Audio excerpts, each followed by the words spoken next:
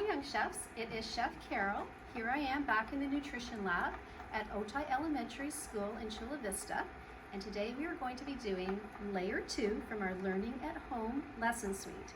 And today is one of my favorite lessons because this is where we're going to really start to talk about something called you can do this if you want, flavor profile.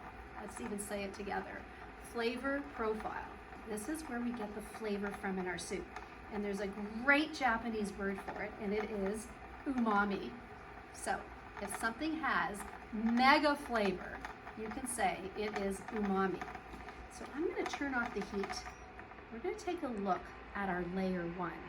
And very carefully with my oven mitts, I'm going to take off the lid, remembering to open up away from my face. Do you see all of that steam, all that vapor that came? So a minute ago we had a really rolling boil. So let's just see, there we go. Let's take a look at those big bubbles. So on my induction cooktop, as soon as I turn off the heat, there's no more heat there at all, which is something super cool. I'm gonna put my top over here in a nice safe place. We're gonna let this cool. Because we're talking today about flavor profiles, we need to taste the soup. We need to see if we need to add more flavor or give it some umami. So what I'm going to do is I'm going to take a little tasting cup, and we're going to see if we can verify what you thought from lesson 1. I hope you were all thinking about what it was going to taste like. I'm going to give it a gentle stir. It's very hot, so make sure you have your sous chef with you. Remember, you're the young chef, and the person taking care of you is your sous chef. And I'm just going to show you one last time. I've got closed-toed shoes on. I also have all of my tools and all of my ingredients, which we'll see in a minute. There's some extra ones today. All of my mise en place, everything in its place is ready. So I'm going to give this a little stir. Take it just a little bit. Just a touch to this. I'm going to let that cool a little bit before I taste it. It's much too hot. We're going to put that aside for now. But we are going to use everything we have from layer 1 in layer 2 of our soup. We already have added our 3 cups of water, our pinch of salt, and our pinch of pepper. So we've already added to the pot water, salt, and pepper. But what I do want to do is I want to remove my stone. So we don't need the stone anymore in this layer. And I am going to find a nice safe place, put my stone in here. I'll set it aside for another time. And we are almost all ready. So what are some foods that you really like to eat? While we're waiting for this to cool down a bit, I want you to do a think, pair, share by yourself and think, what are some of my favorite foods? I know some of my favorite are mango. I like tuna fish. I like chocolate, so I have to be careful not to eat too much of it. I love pasta. And one of the reasons I love pasta is I love the texture in my mouth. When my tongue touches the food, it actually sends a message to my brain, and my brain says, my tongue likes the way that feels. It's one of the things that makes us like food. The other thing that makes us like food is our eyes, what we see.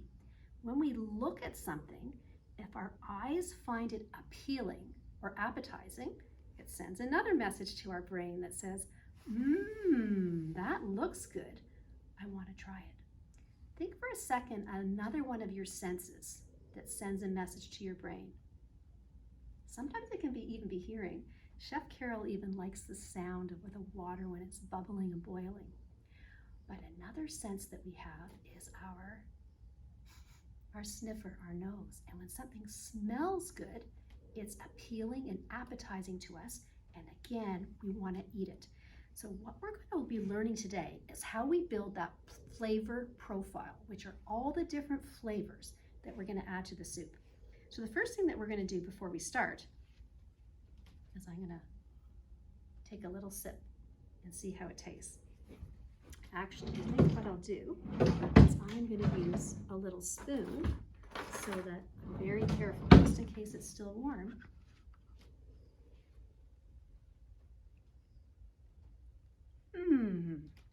Well, I definitely taste a little bit of salt and a little bit of pepper.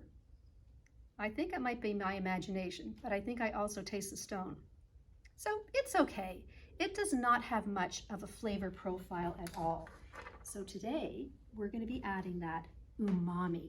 Some people say that umami is like having a sixth sense. We have our eyes, our ears, our nose, our mouth, the way things feel, and that can even be our tongues. So speaking of our tongues, it's one of the most interesting organs we have in our body. And if you stick out your tongue and look in a mirror, you're going to see, you can take a look at mine if you like. It's covered with tiny, tiny, tiny little bumps, and they're called fungiform papillae.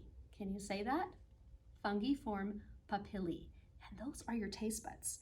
And when we season something and give it flavor, the fungiform papillae on our tongue are one of the senses that help us determine whether we like something. What's really interesting is all of those senses also send a signal to our brain and tell us when we do not like something.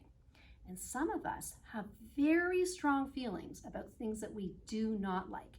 And that's actually called an aversion.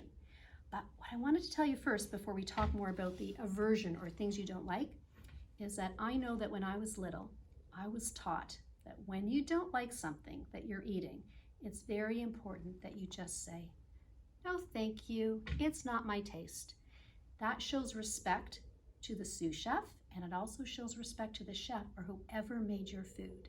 So remember not to make a big fuss about something if it's not your taste. And I know most of you already know that anyway at Sage Garden Project.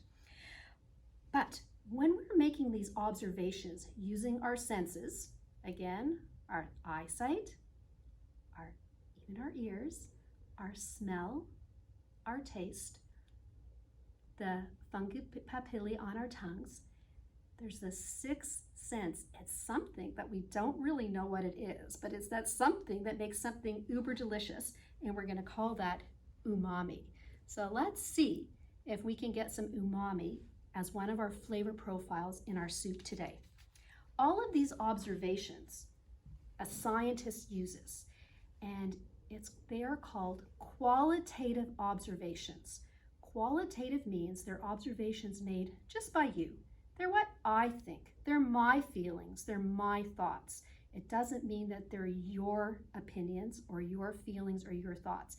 They're called qualitative observations, and we're going to be learning more about that in our seed journal as we record information in our Cook Grow journal.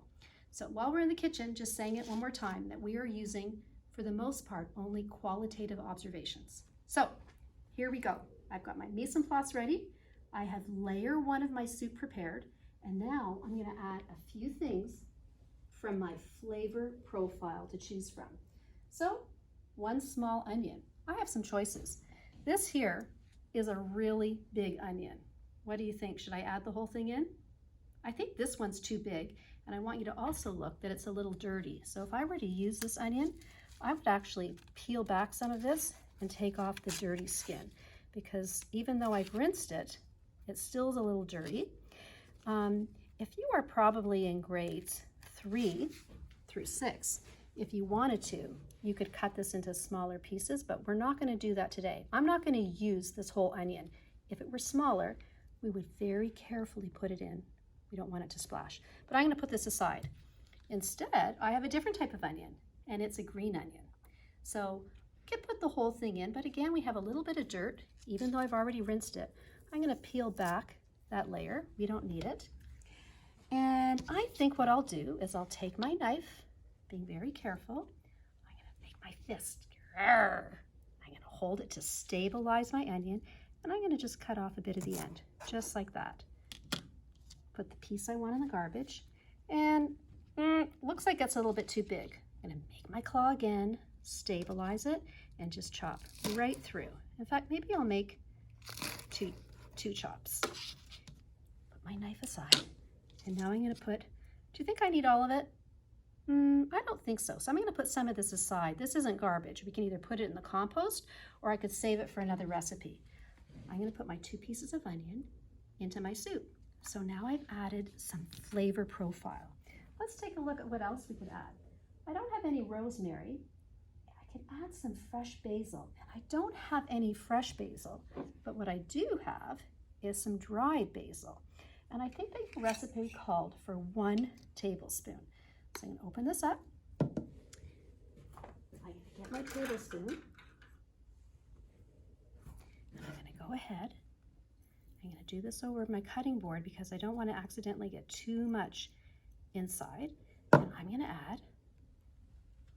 That smells so good. Chef Carol loves basil. I'm going to add my basil. Close this back up. Put it away. And what else do we have here? How about a few pieces of garlic? Now, believe it or not, I actually could add the whole garlic to the soup as long as it was clean.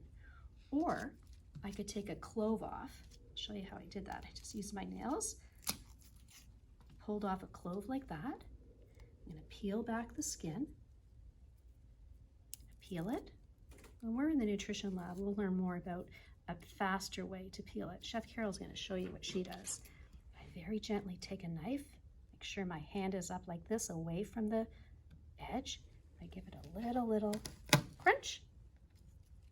And now the skin peels easily off. And I'm going to add a clove of garlic. And just for fun, let's see what happens if we add it with the skin, because I'm thinking that even the skin of the garlic probably adds a little bit of flavor. There's some other things I could add. I could add a piece of ginger. Now ginger is very, very strong. So I probably would not put this whole piece of ginger in there because it would actually overpower the other flavors in my soup. So I'm just going to cut off. Here's my claw again. Very carefully cut it. I'm just going to add another piece of this clean ginger to my soup. And I am pretty sure the only other thing that I have that I found in my fridge were a little bit of leftover potatoes. So I'm going to go ahead and add, aren't they beautiful, the colors? So pretty. I'm going to add a handful of potatoes. So because I know the water is a little warm still, I'm going to carefully just put these on my spoon, carefully put them inside. That's probably enough. And what do you think? Do you think I'm going to get umami from this? I sure hope so. It looks very appealing and very appetizing for me. So right now my eyes are already saying this looks delicious. I'm going to turn up the heat. I'm going to let it come to a boil. Those big bubbles are going to rise to the surface and the water is going to start to boil and evaporate. And when we're ready for our layer 3 of our soup, we're going to go ahead and we're going to give that a taste too. So just before we close, Chef Carol wants to make sure that we covered everything that we were going to talk about today, because I have a funny feeling that I might have forgotten one thing. So just before we leave, I want you to think again. Does it look appetizing? Does it smell appetizing? I want you to be really thinking in your own think pair share what the soup is going to taste like. So goodbye for now, and we'll see you at lesson 3 of our stone soup recipe.